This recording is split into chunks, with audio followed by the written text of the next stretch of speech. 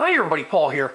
I want to show you something that you need to be aware of when using refrigerant cans to recharge the air conditioning system on your vehicle.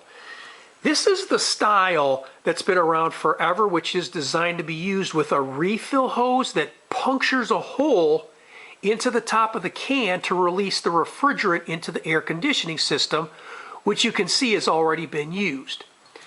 This is a new style can that's now being sold in stores, which has a resealable valve right inside the top of the can, which has not been used.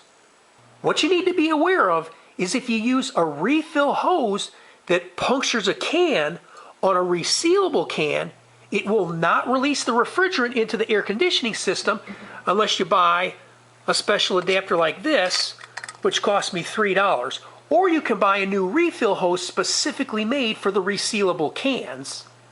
The main reason I wanted to share this with you is if you're not aware of this and you go to use a refill hose that punctures a can on a resealable can, the refrigerant will not go into the air conditioning system and you'll think you have some type of clogged valve inside the air conditioning system, which is going to cost you a lot of time and money when there's no clogged valve at all.